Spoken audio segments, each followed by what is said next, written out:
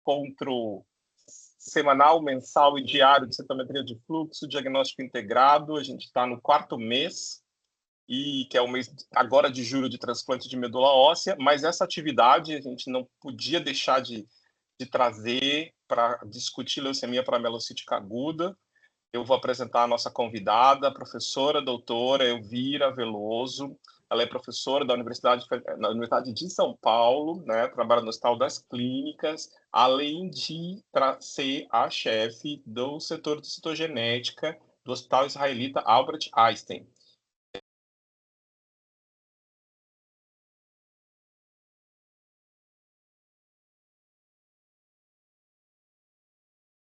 Rodrigo, seu microfone ficou mudo. Alguém me mutou. Vocês ouviram até que parte?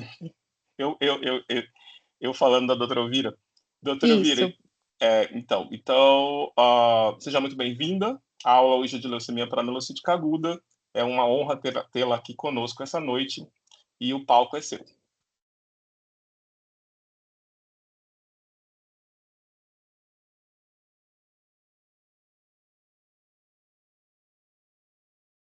Doutora Elvira, a senhora está muda.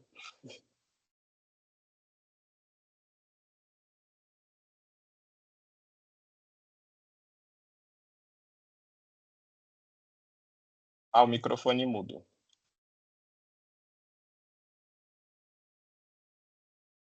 Lá embaixo tem um microfoninho para desligar, para ligar, na verdade.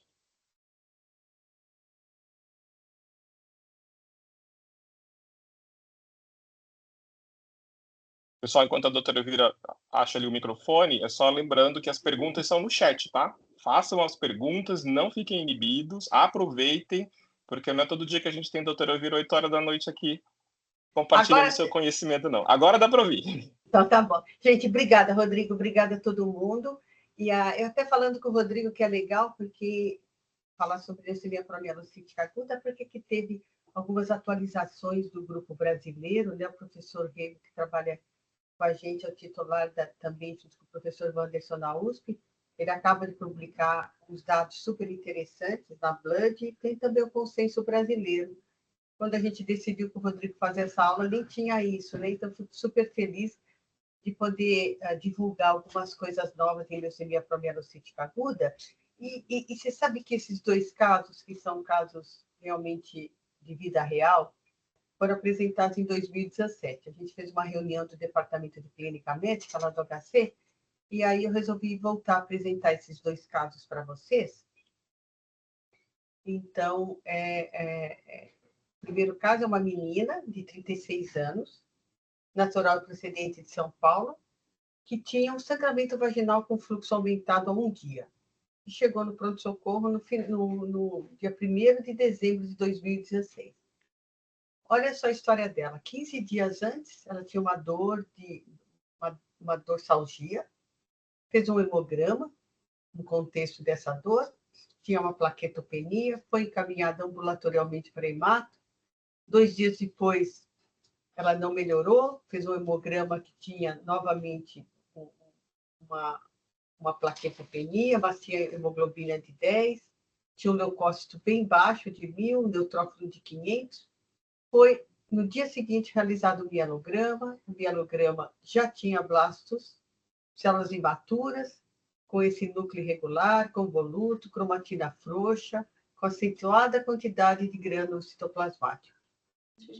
Foi feito o diagnóstico de uma leucemia aguda promielocítica e o paciente teve alta para procurar hematologia. Por que não está dando mais som, Flora? Isso que eu não entendo o que acontece. Ó.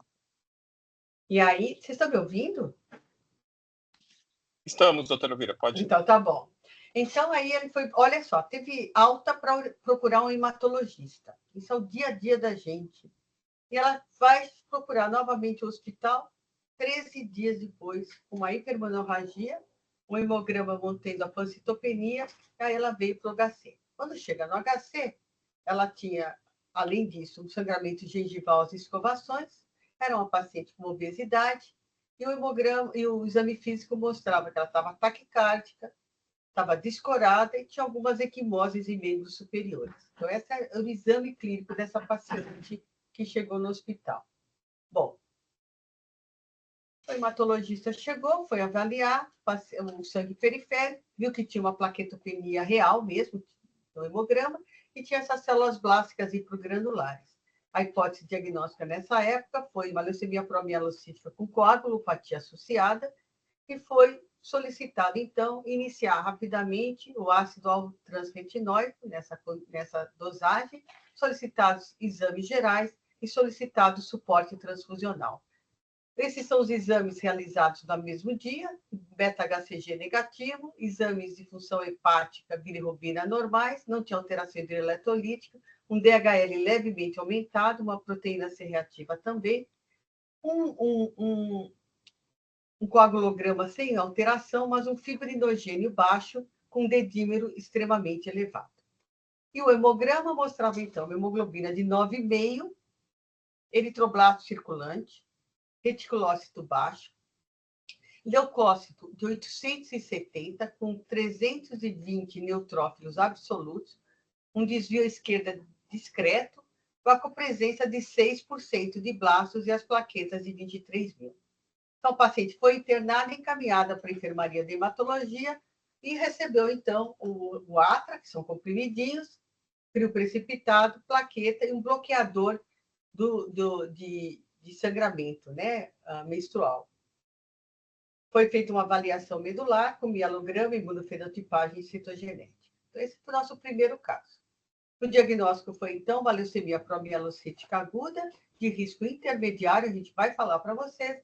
Ela iniciou o protocolo de quimioterapia com ATRA, o nosso protocolo é o PETEMA. E aí, agora, né, ela entrou em remissão molecular, rapidamente, a última consulta, ela continua no nosso ambulatório, está viva em remissão completa. Esse é um caso de sucesso, apesar do tempo que o paciente levou até chegar realmente a ter acesso ao tratamento. Nosso segundo caso também chegou logo depois, alguns meses depois também, no pronto-socorro. É uma paciente também jovem, 29 anos, casada, que deu entrada no pronto-socorro às 8h56 do dia 25 de abril de 2017, com queixa de tontura. Foi encaminhada à sala de emergência devido a um quadro de taquicardia importante. A história dela era uma história de 70 dias de fraqueza, palpitação, cansaço. Ela já tinha procurado um serviço médico externo, que tinha realizado um hemograma que mostrou anemia, prescreveu hemácia, resolveu os sintomas e o paciente procurou um hematologista particular, realizou um mielograma, diagnosticou leucemia aguda e foi orientada a viajar para São Paulo para procurar tratamento. Ela recebeu 2 unidades concentradas de hemácias e 5 unidades concentradas de plaquetas antes de iniciar a viagem e chegou depois de um tempinho, né, de viagem no pronto-socorro com febre. Tinha uma gengivorragia espontânea e tinha também equimoses há uma semana e tinha uma perda de 6 quilos nos últimos 2 meses da peregrinação dessa paciente. O paciente não tinha nada de exame pessoal, de antecedentes pessoais nem familiares, chegou bastante descorada, taquicárdica, com algumas equimoses e febril também. Os exames mostravam função hepática, bilirrubina normal, um PCR, uma proteína C reativa elevada, um tempo de protrombina, um tempo de tromboplastina parcial ativado normal, um fibrinogênio normal também. E o hemograma, 6,2 de hemoglobina, um reticulócito baixo de 63.000, VCM normal, o RDW um pouquinho alargado, um pouco de eritroblasto circulante, e o leucócito aumentado, às custas de 71% de blastos com vasculites de alma, e a plaqueta de 8.000. Essa paciente, então, veja o hemograma que foi liberado aí no Hospital das Clínicas, um hemograma que mostra a urgência, né, quando o patologista clínico, o hematologista clínico, do laboratório olha esse hemograma, ele fica arrepiado. Então, aí liga para o médico, chama, pede para chamar a interconsulta da hemato com urgência, recomenda mielograma imunofenotipagem, porque tem aí, então, esses blastos extremamente hipergranulares que é uma urgência na hematologia. Então, Doutora Elvira, desculpa interromper. Tem uma barrinha aqui embaixo do slide. Se a senhora puder clicar no ocultar para... muito obrigado. Ficou bom. Ficou então, ótimo. eu achei que era só para mim. Então, blastos com bastonetes de Aurea, recomendando mielograma e imunofenotipagem, tá? Então, vejam aí a urgência da gente olhar isso daí avisalmente.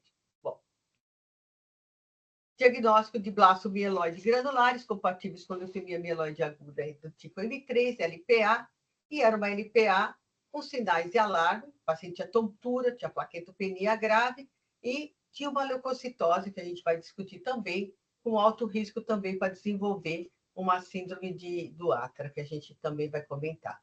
O que aconteceu com a paciente? Na 11ª hora após a admissão, ela recebeu a primeira dose do ácido transretinóico. Na 17ª hora após a admissão, recebeu hemácia e concentrado por aférese plaquetária, com controle, mantendo uma hemoglobina baixa, mantendo plaqueta baixa, e na 25ª hora após a admissão, quer dizer, no dia 24 horas depois, a paciente desenvolve uma cefaleia, fez uma tomografia de crânio, infelizmente, com rebaixamento de nível de consciência, necessidade de intubação e ventilação mecânica. Essa é a tomografia dela, mostrando aqui o sangramento importante, e iniciou um choque refratário, foi tratada por choque com droga vasoativa, recebeu plaqueta, mas, infelizmente, o paciente teve morte encefálica, uma parada cardiorrespiratória em assistolia, e o óbito foi, então, definido. O paciente realizou mielograma imunofenotipagem e exames genéticos, naquela época, um pouquinho antes do óbito, que confirmou o diagnóstico da leucemia promielocítica aguda. Então, esse é o dia a dia da gente, infelizmente. Então, só para a gente lembrar, né? Olha, a LPA se caracteriza por acúmulo de promielócitos anômalos na medula óssea, presença da fusão gênica PML rara ou suas variantes, uma tendência a grave coagulopatia devido à hipofibrinogenemia e coagulação intravascular disseminada e principalmente também fibrinólise. E o que é importante, não há necessidade da gente esperar o diagnóstico molecular genético para iniciar o tratamento. Então, quando você vê o quadro clínico e um hemograma com uma morfologia sugestiva de leucemia promielocítica, o paciente tem que ser tratado rapidamente. Tá? Então, mais uma vez, a gente fala por que a gente tem que discutir leucemia promielocítica aguda, devido a esses fatores que a gente vai falar. Veja só, no New England, toda vez aparece, né? New England, por exemplo, em 2017, está aí, o New England de 2017, batendo bem com a época que a gente atendeu esse último paciente. Ele mostra aí uma célula em divisão cheia de bastonete de Auer e pergunta para a gente, paciente de 69 anos de idade, com neutropenia progressiva e anemia, com esse resultado de aspirado de medula óssea, qual é o diagnóstico do paciente? Então, a gente não pode errar, tá? Bastonete de Auer, paciente com pancitopenia, paciente, o diagnóstico principal é leucemia promielocítica aguda. Então, esse item A aí, não é LLC, não é mieloma, não é LMA. Então, depois, né? Isso aqui é imagem do New England de 2017. A outra imagem, aí, há pouco tempo atrás, abril de 2024. Paciente de 47 anos de idade, com 2 dias de história de fraqueza e febre. Os exames laboratoriais mostraram pancitopenia e a medula óssea mostrou, olha que beleza de quantidade de bastonete de Auer. Né? Então, paciente, a biópsia a medula óssea, a gente não faz biópsia, a gente faz aspirado, mostrou promielócitos anômalos com grande quantidade de bastonetes intracelulares. Então, é importante a gente saber. Então, por exemplo, no Hospital das Clínicas, via pronto-socorro, a gente tem 4 a 5 casos anos disso. Isso aí, quando a gente fez essa aula em 2017, era um dado até menor do que agora, porque agora a gente tem a vaga zero. Né? Então, o paciente com suspeita de leucemia promielocítica tem prioridade para chegar nos serviços. Então, no HC, a gente está recebendo os pacientes uma quantidade provavelmente maior do que essa.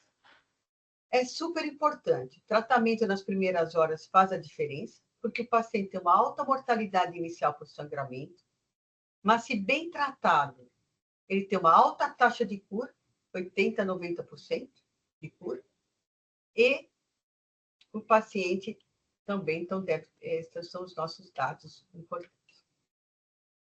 Como é que é histórico da leucemia promielocítica aguda? A leucemia promielocítica aguda foi descrita em 1957 por esse autor Hiltelstad, que descreveu uma doença já com as características principais da doença, o sangramento e os braços granulares.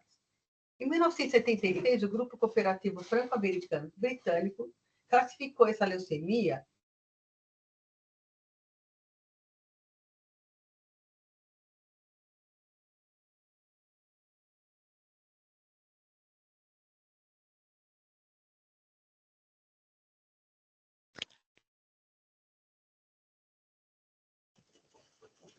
A professora tá mutada, a gente não tá ouvindo.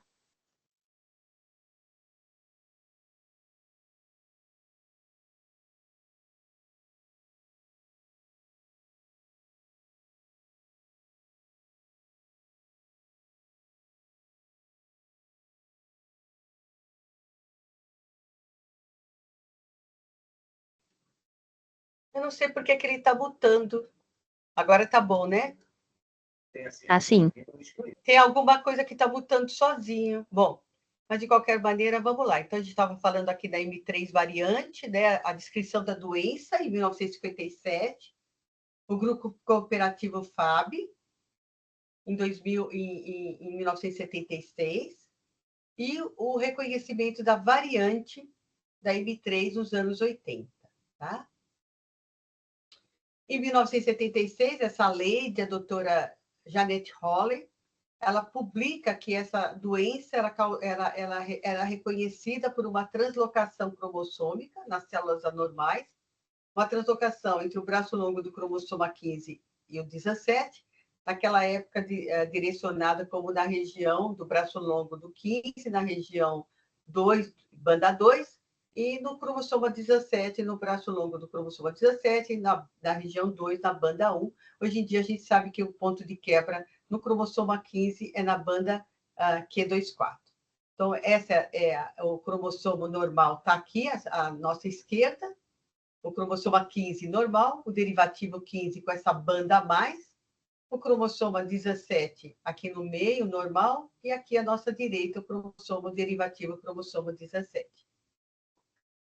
E, em 1991, Té e Kikuzuka descreve, então, que essa translocação nada mais era do que uma fusão, né, entre o gen PML do cromossoma 15 com o gen rara do cromossoma 17, formando, então, o gen quimérico PML rara e também, na maior parte das vezes, o rara PML.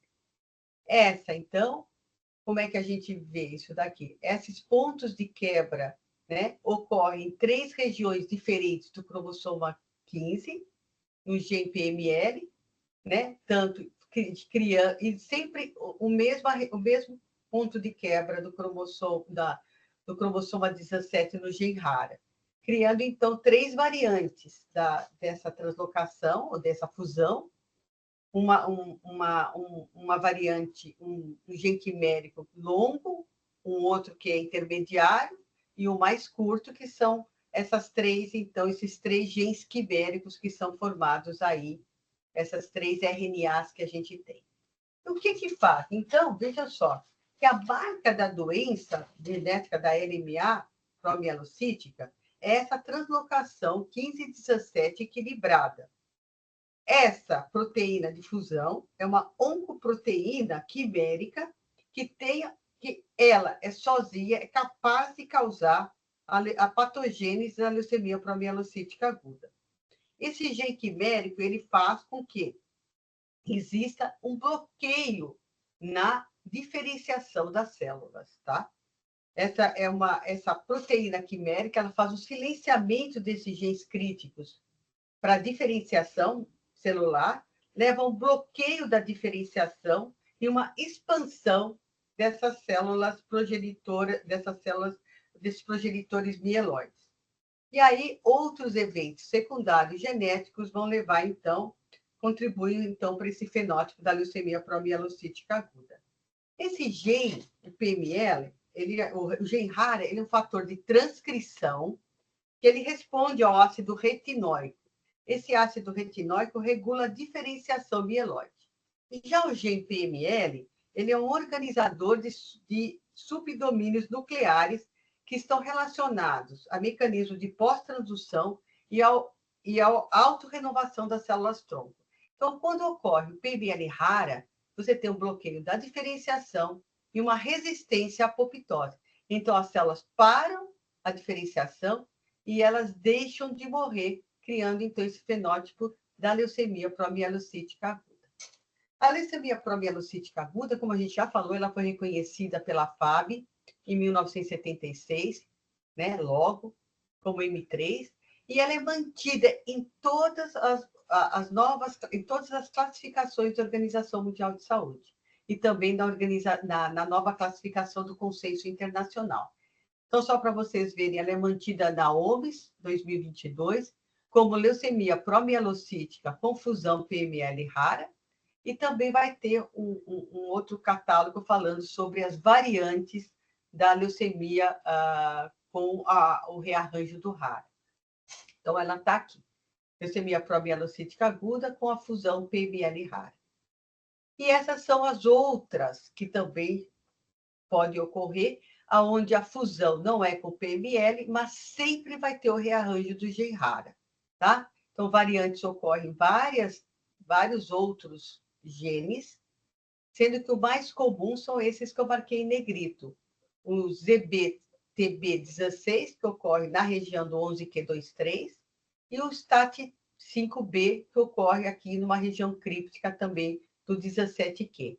Só para vocês saberem, essas variantes, elas são diferentes, têm uma má resposta ao tratamento com os diferenciadores clássicos da leucemia promielocítica com a fusão PML rara. E uma outra coisa que é importante também saber é que muitas vezes essas variantes, principalmente quando essa variante que ocorre na região do 11q23, ela vai ter um diagnóstico diferencial com as leucemias mieloides agudas com rearranjo do KMT2A. Então, é só uma dica que a gente dá, e a gente tem 2 casos assim no HC que foi pensado em promielocítica, mas não era esse outro rearranjo que a gente está tendo aqui, que não era com rara, e era assim com KMT2A. Então, vamos lá. O que a gente vê no sangue periférico?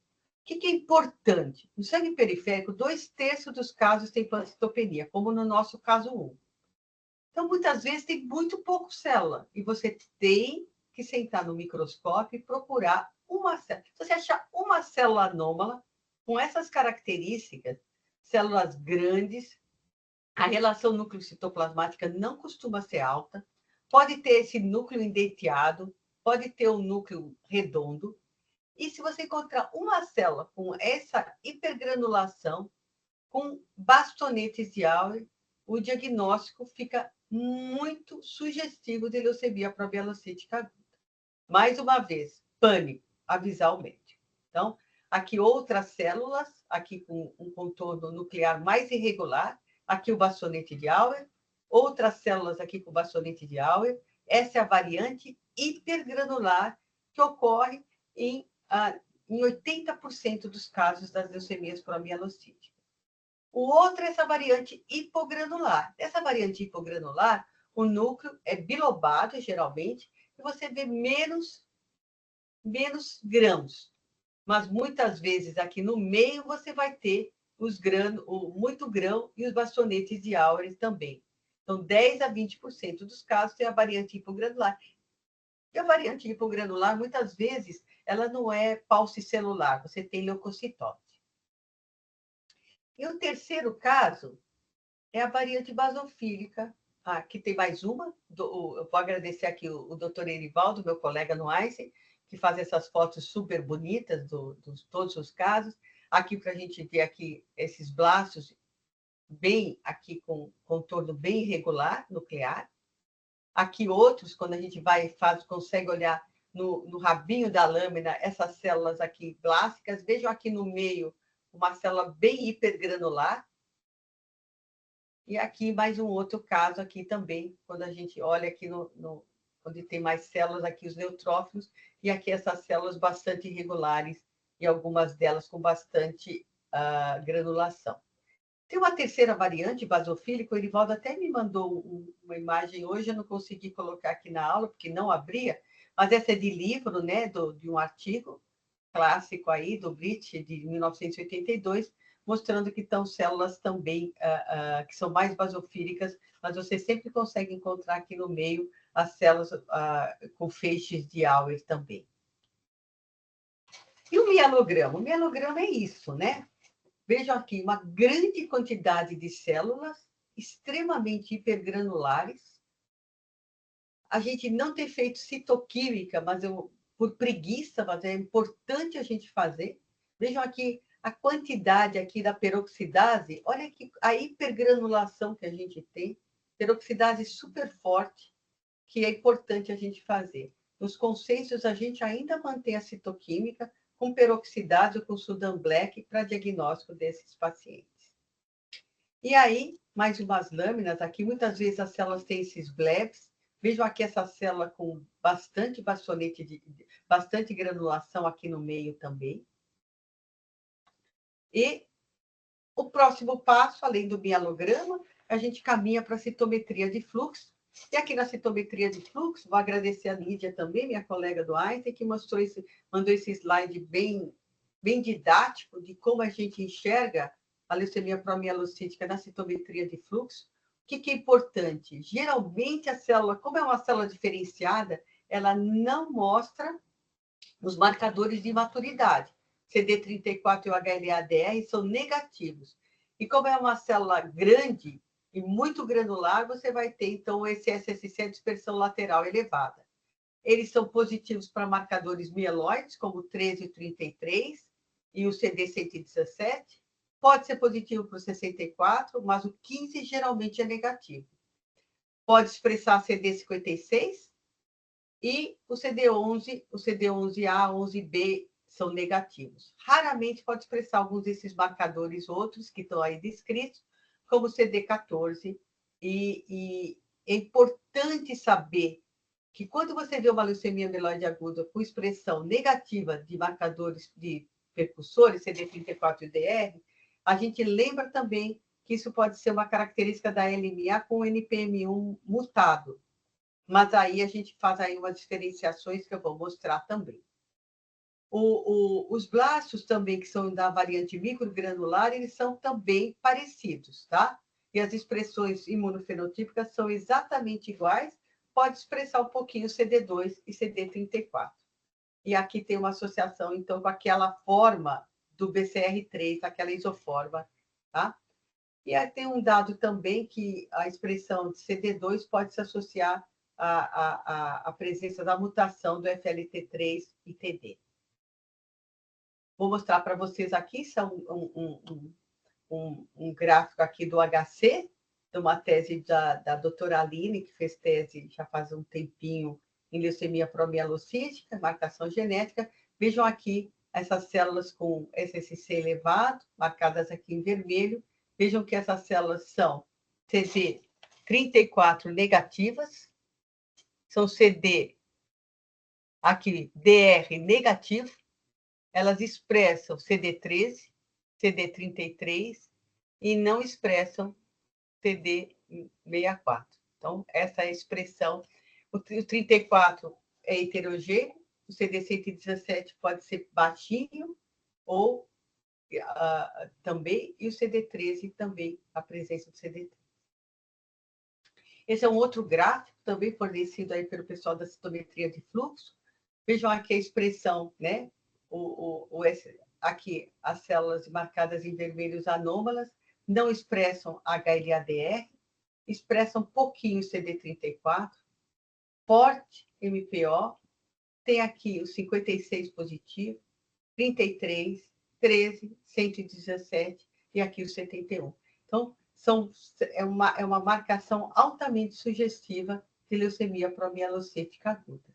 Esse é um slide aqui montado também para mostrar para vocês um dado da morfologia da LMA-NPM1, que faz o diagnóstico com a LPA, pelo menos do ponto de vista citométrico, da não expressão de HLA-DR e de CD34, e essa é a morfologia, formando isso aqui na morfologia do tipo cup-like, tá? Com essa indentação nuclear.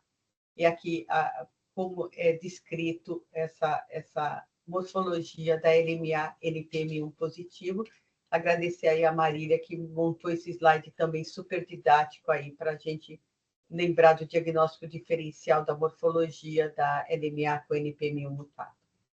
Bom, depois que a gente faz, né, a morfologia, olhou o sangue, olhou a medula, avisa o médico, começa o atra, começa a plaqueta, a gente vai levar um tempo para poder fazer o diagnóstico genético, né?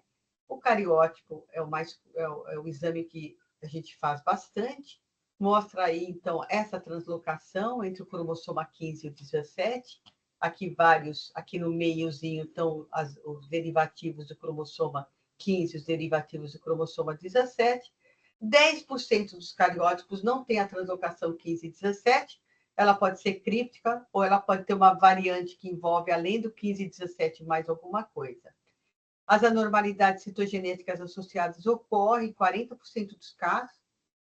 As mais comuns são a trissomia do 8, a deleção do braço longo do cromossoma 7. Existe também o isoderivativo do 17, da translocação 15 e 17 também, que a gente encontra em alguns casos.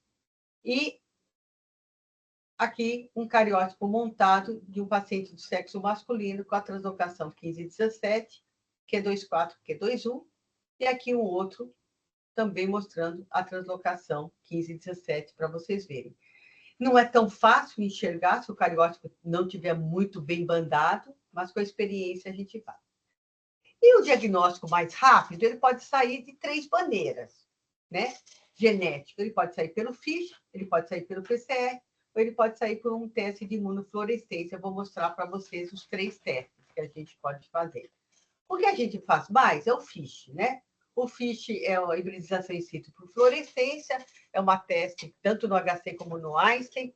Ele sai a gente é considerado um teste pânico também, a gente libera no Einstein, por exemplo, no mesmo dia. A gente pinga o material, a lâmina pode ser feita, inclusive, na lâmina do mielograma. A gente pinga o material, coloca uma sonda para ver PML rara, abre a dupla fita de DNA, aqui uma sondinha marcada com fluorocrômio verde para o PML, aqui fluorocrômio vermelho para o rara. Se ele for complementar, a dupla fita abre, a gente anela, e depois a gente lava, contracora com o DAP, e pode enxergar na interface. Então, só para a gente ver, a sonda que a gente usa é uma sonda de dupla fusão. Então, o achado normal é 2 vermelhos e 2 verdes. E se o paciente tiver a fusão, você vai ver o verde e o vermelho normais e vai ver a dupla fusão correspondendo ao PML rara e ao rara PML. Então, a gente enxerga dessa maneira e a gente enxerga assim os núcleos, né? Então, dupla fusão, vermelho e verde, dupla fusão, vermelho e verde, e a gente escreve 3 sinais para o PML, 3 sinais para o rara e PML conectado com rara vezes 2, e aqui a gente mostra que a gente analisou 100 interfaces e 90 delas têm a fusão PML rara. Então, é a maneira rápida que pode sair no mesmo dia. Existe uma outra construção de sonda, essa é menos comum da gente fazer. Esse é um trabalho que a gente fez na tese da minha aluna, a doutora Aline, onde a gente quis estudar também algumas outras variantes que a gente podia ter em pacientes que não eram classicamente a PML rara. Como é que a gente faz, então, isso? A gente tem uma sonda que é só para o rara, então é uma sonda que pega a região marcada 5 linhas de cor vermelha, a outra região do outro lado em verde. Se a célula, se o gene está íntegro, ele marca em amarelinho, porque é o verde com vermelho, e se ele está rearranjado, você vai ver o vermelho se separar do verde. E aqui a gente vê, então, célula normal com sinal de fusão, 2 amarelos, e aqui a célula com rearranjo do rara, um sinal amarelo, um sinal vermelho e um verde, mostrando, então, aqui como é que a gente vê. Isso aqui pode acontecer, isso pode ser uma dica para você ver aquelas variantes que não tem o 15 e 17, tem outras variantes com rara também, tá? E a gente pode, então, mas isso é pouco utilizado na rotina diagnóstica. O outro teste também, por exemplo, no Einstein a gente tem rápido também, no HC também a gente tem, é a reação da polimerase em cadeia, né? Uma reação que pode ser em tempo real, mas ela deve ser quantitativa, e é importante que as probes desenhadas peguem as 3 variantes do RNA, né? Desses 3 variantes, a variante longa, a curta e a intermediária, aí o BCR1, o BCR2 e o BCR3, as 3 variantes. Então, aqui é uma maneira como você quantifica. É muito importante que você faça esse teste, saiba qual é a isoforma do seu PML rara, porque é esse que vai ser seguido no segmento do seu paciente também. E o outro teste que a gente tem, isso é um teste que foi desenvolvido aqui no Brasil, dentro do consórcio do estudo da leucemia promielocítica aí da América Latina, do Dr. Rego, onde é feito também um teste. A gente sabe que quando você tem a fusão PML rara, você vai ter uma localização celular anormal dessa proteína. Então, ela forma esse padrão salpicado no PML rara, aqui, e mostrando aqui qual seria o padrão normal, aqui onde está marcadinho com uma seta só, seria o padrão normal de células não afetadas pela translocação 15 e 17, e aqui o painel, aqui essa modificação da localização dos corpos do PML, aqui mostrando esse padrão salpicado. A gente não faz o HC nem no Einstein, mas é uma técnica que ela pode ser rápida e ela é lida em microscópio de fluorescência também. Ninguém faz NGS para leucemia promielocítica, não é necessário chegar, mas é só para a gente mostrar aí qual é o painel das comutações da leucemia promielocítica aguda. Então, o mais comum é a mutação do FLT3, tanto ITD como TKD, e aí as outras que a gente tem, o WT1, NRAS e outras aí, KRAS, está aí mostrado o painel de comutações, né, da leucemia promielocítica aguda. Bom, e aí? Como é que a gente trata, né?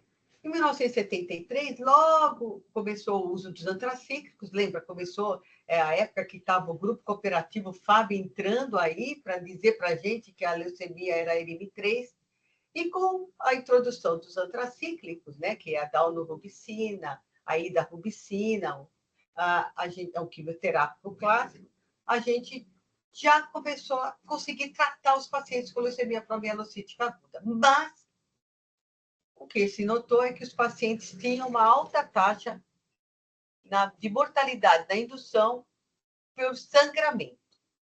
Tá? E aí, em 1986, a medicina chinesa começou a introduzir o ácido transretinóico. Isso foi interessante, né? Tem um trabalho bonito de revisão do histórico da LPA, e ele mostra que essa introdução do ácido transretinóico pela medicina chinesa, ela veio de dados que mostravam que a vitamina A era um diferenciador, né, de células, mas também veio da teoria de Confúcio, que falava assim, que era mais fácil, as células do mal, né, era mais fácil você educar as células do mal do que matá-las. Então, era a teoria do Confúcio de que você poderia fazer a educação e não simplesmente eliminar o aluno ruim, né? Essa teoria de Confúcio que norteou aí a introdução do ATRA também na leucemia promielocítica. E aí, essa introdução desse derivado da vitamina A mudou completamente a taxa de mortalidade e a sobrevida global da leucemia promielocítica aguda. E só para vocês saberem, né, a coagulopatia da leucemia promielocítica aguda, ela é muito difícil de ser entendida, né?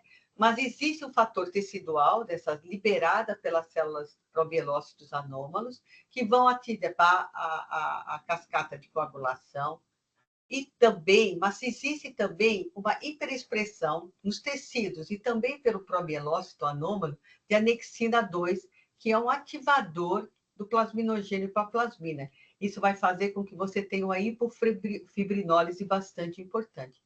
E alguns tecidos expressam mais anexina 2, por exemplo, o sistema nervoso central. Isso é uma desgraça, porque é isso que acontece, como no nosso caso 2, né? Além da plaquetopenia, a gente tem todo esse problema também do sangramento por essa coagulopatia da leucemia promielocítica aguda. E o que faz esse ácido transretinóico, né? Chamado de vesanoide? Ele faz uma melhora muito rápida dos parâmetros laboratoriais, porque é aquilo que o Confúcio falou. Você não mata, você educa. Então, o que você faz?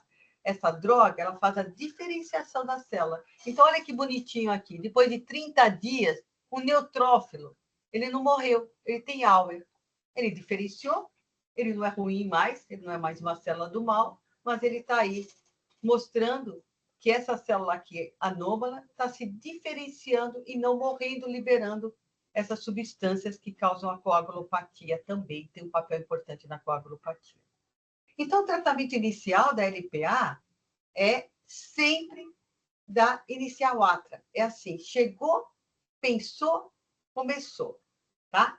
Dá concentrado de plaquetas, dá crioprecipitado se tem hipofibronogenemia, se a mulher em idade de sangramento menstrual faz o bloqueio hormonal e trata a infecção que geralmente o paciente tem associado por causa da neutropenia.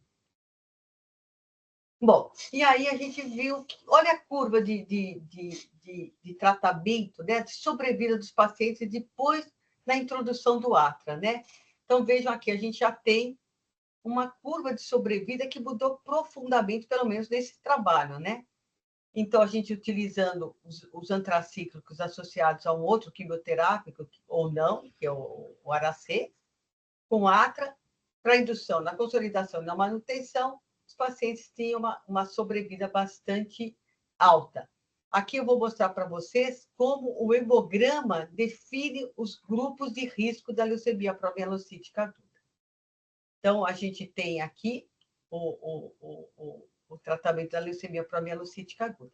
Além disso, né, a gente tem outra droga que também foi introduzida pela medicina chinesa, que é o trióxido de arsênico, aquele arsênico mesmo modificado que a gente lê nos livros da Agatha Christie, né?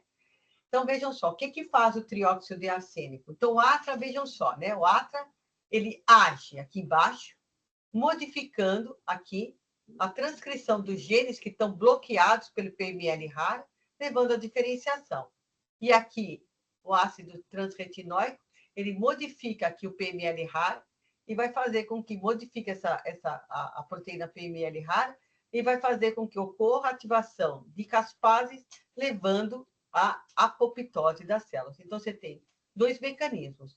Começa a haver diferenciação e a célula começa a morrer também. Então, esse é o mecanismo de ação da combinação de duas drogas-alvo para a leucemia promielocítica aguda. Então, vamos lá. Como é que era o tratamento inicial?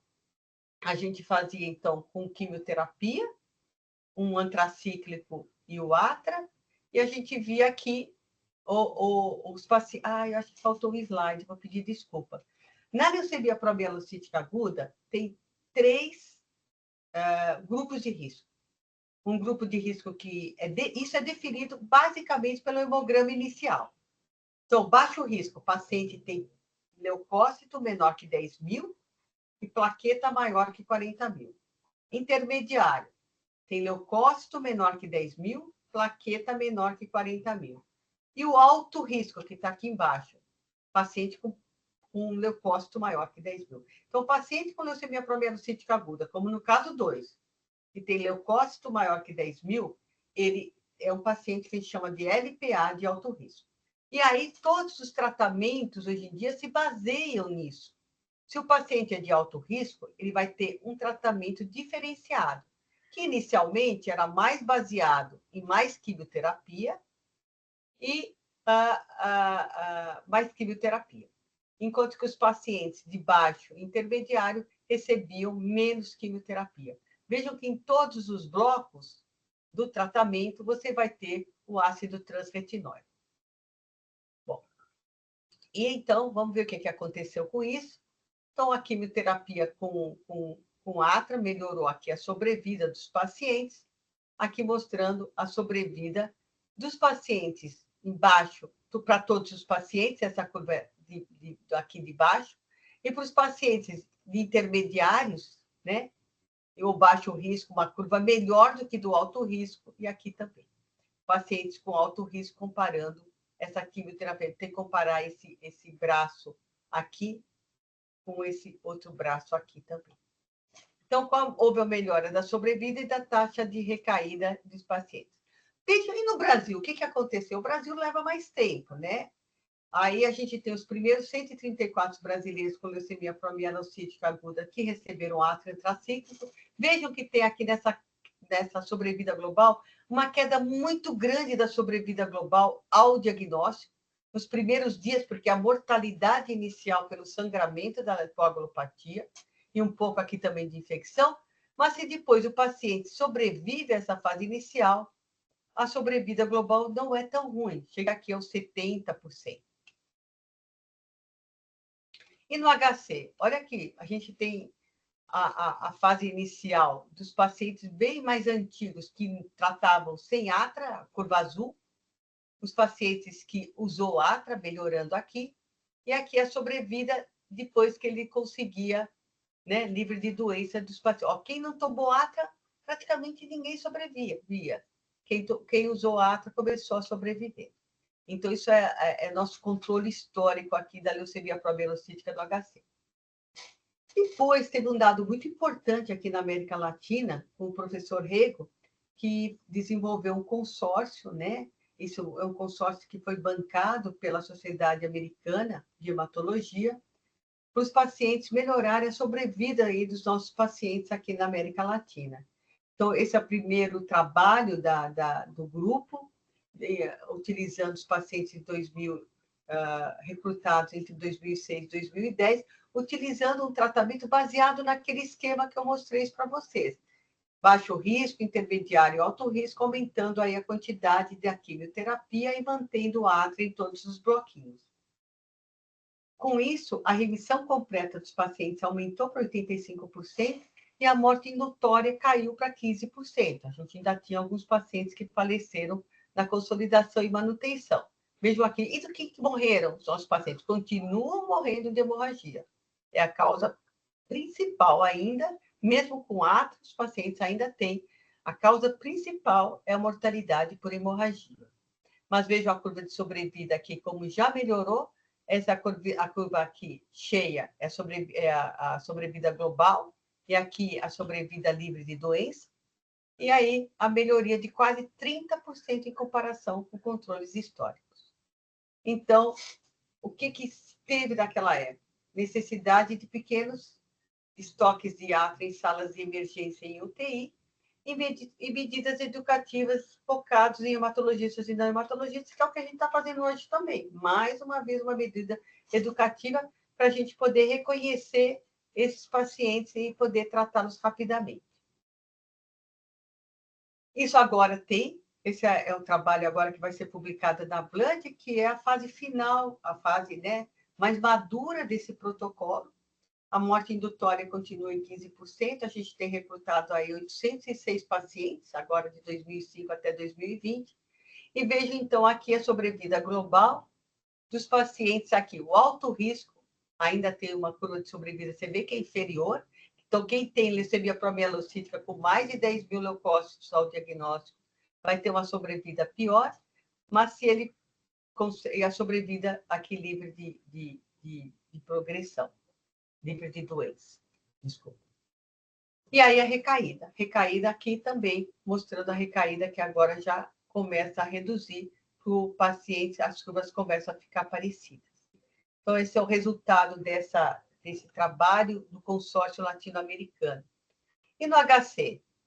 A gente continua, a gente não participou desse consórcio internacional, mas a gente vê aí também que a gente tratou os nossos pacientes com atra e uma quimioterapia ainda baseada em intracíclico e ARAC, e a gente continua vendo 11% de pacientes morreram antes de receber QT. Sabe aquele paciente que chega no pronto-socorro, você colhe o hemograma, colhe o mielograma, manda para a biologia molecular, manda para a citogenética, mas ele não tem tempo de receber quimioterapia? É esse paciente aí. 11% das nossas leucemias promielocíticas ainda morrem antes de ter qualquer chance de ser tratado.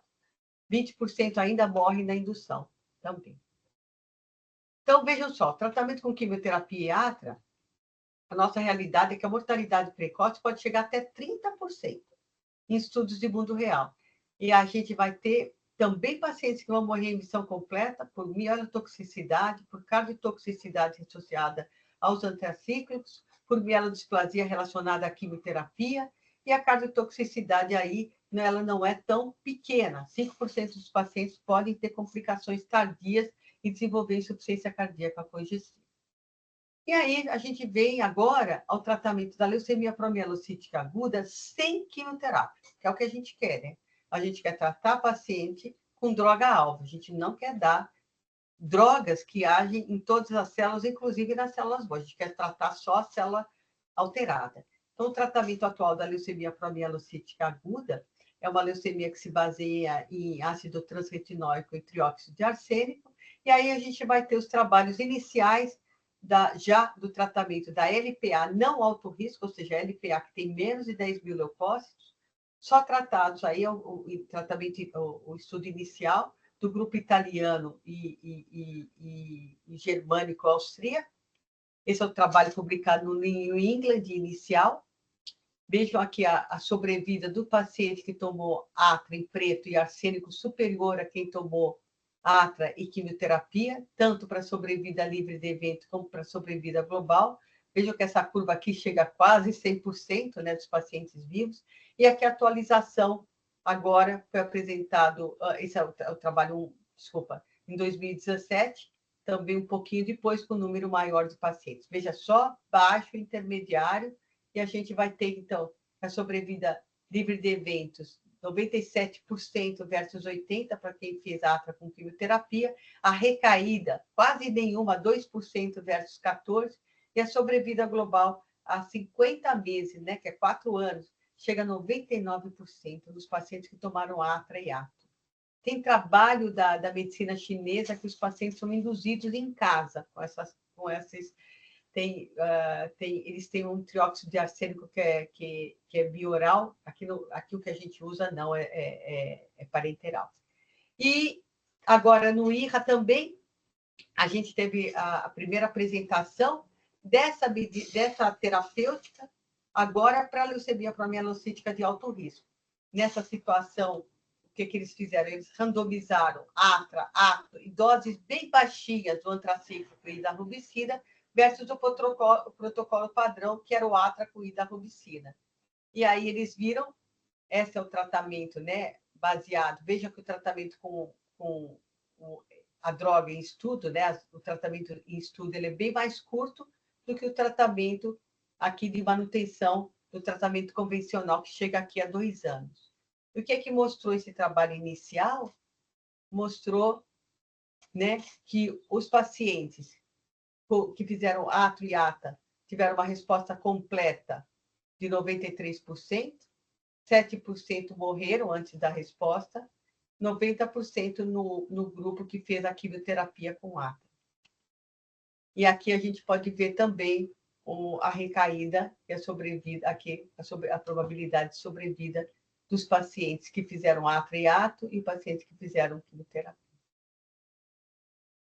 É só para falar para vocês que tem um consenso brasileiro que saiu agora, há 15 dias atrás, está online, vale a pena ser lido, é do grupo aí do Comitê de Leucemia Promielocítica da BHH, aí a doutora Lorena e o professor Rego como primeiros e últimos autores, e aí mostrando para vocês o que é sugerido. A gente está acabando aqui nosso horário, então vou deixar aí só mostrando para vocês o diagnóstico, como deve ser feito, quais são as sugestões, para pós-indução, pós-consolidação, e aqui também como é que a gente deve tratar o paciente aqui no Brasil e como é que a gente deve se conduzir às sugestões do Comitê Brasileiro. E esses são, só para mostrar para vocês umas figuras bonitas que a gente gosta, né? Quem é hematologista gosta de morfologia. Esse é um caso que a gente teve de um paciente com leucemia promielocítica, que foi tomando atra, e olha aí a diferenciação das células, o núcleo vai se diferenciando, mas olha aqui, isso aqui é um mielócito cheio de bastonite de Auer. A Marília fez essa combinação, né? O hemograma passou no DI, a gente foi fazendo também, e ela foi caminhando. Veja aqui, ó, os bastonites de Auer nas células diferenciadas. Olha aqui, um segmentado, olha o tamanho do bastonite de Auer, mostrando aquela mesma figura que eu mostrei no outro slide. Deixa eu mostrar mais um para vocês. Olha aqui, é lindo, né?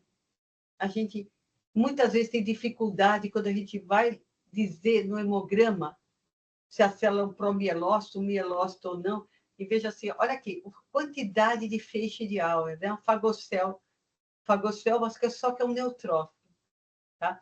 E com isso eu queria agradecer a todos os meus colegas, eu tenho o privilégio de ter gente trabalhando realmente comigo, eu tenho trabalhando com eles, dos vários laboratórios e vários grupos clínicos, né?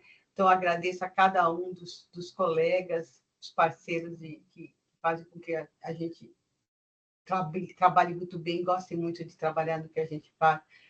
Eu não tenho nem como falar a quantidade de gente que trabalha, então, para não citar nenhum, como a Lídia fala, a gente não trabalha sozinho, então eu tenho o privilégio de trabalhar em duas instituições que são referências, com certeza, no tratamento hematológico aí do Brasil. Eu agradeço a oportunidade de estar falando para vocês. Obrigada. Muito obrigado, doutora Elvira. Foi sensacional a aula. Muito obrigado por esse passeio aqui para a leucemia promielocítica aguda. A gente tem uma pergunta no chat.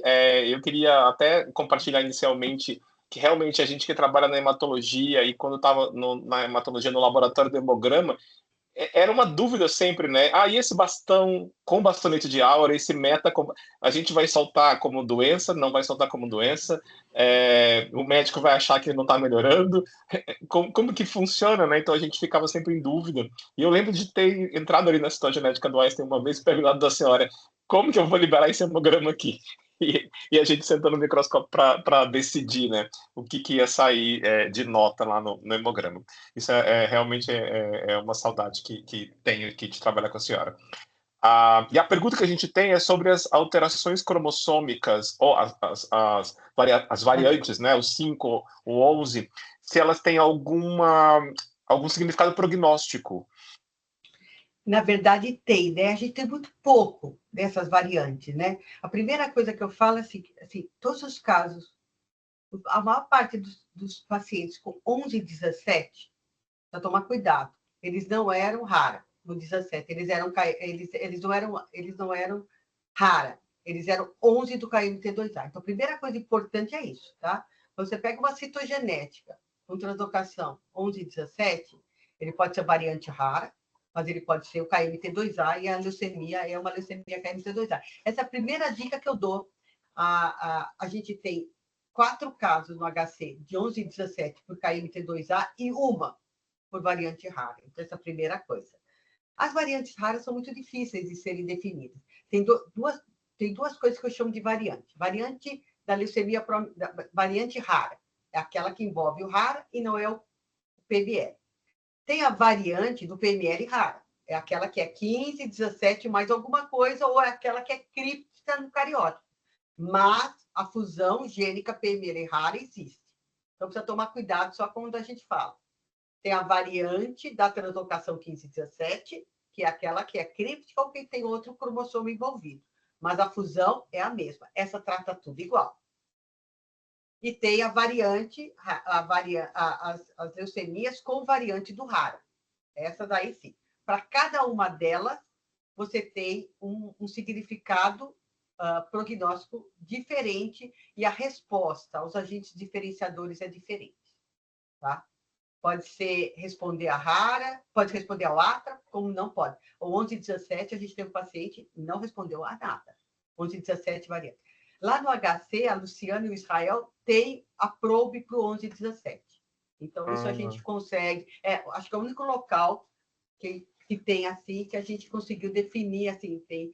Hoje em dia, com o sequenciamento, né? Se você fizer o NGS aí com as fusões do RARA, acho que a gente vai pegar. Mas ela é muito incomum. No trabalho da Aline, a gente não viu nenhum. Depois a gente teve um caso aí que a gente conseguiu determinar. As outras variantes, da minha experiência, eu não tenho nenhuma feita. Tá? A gente não conseguiu diagnosticar. Mas se você encontrar, você tem que ir na literatura e procurar o significado daquilo e tentar definir qual é o parceiro. Não é fácil, né? Mas pelo menos dou a dica aí que pelo menos o 11 e 17 tem probe que a gente já consegue realmente fazer o diagnóstico molecular. Que bom, doutora Elvira. Muito obrigado mesmo pela presença, obrigado a presença de todos. A gente passou 5 minutinhos do horário, mas acho que vale super a pena. Queria deixar aqui um recado para todo mundo que continuem com a gente aqui nos nossos encontros semanais do Flowing, nas nossas atividades mensais. Lembrando também que a gente está com as inscrições abertas da segunda edição da Escola de Citometria Brasil. Depois a gente envia o link para vocês aí. Tá bom? Muito obrigado, gente. Uma boa noite. E obrigada, gente. a gente se vê Boa aí. noite. Obrigada. Tchau, gente. Boa noite, obrigada. Boa noite.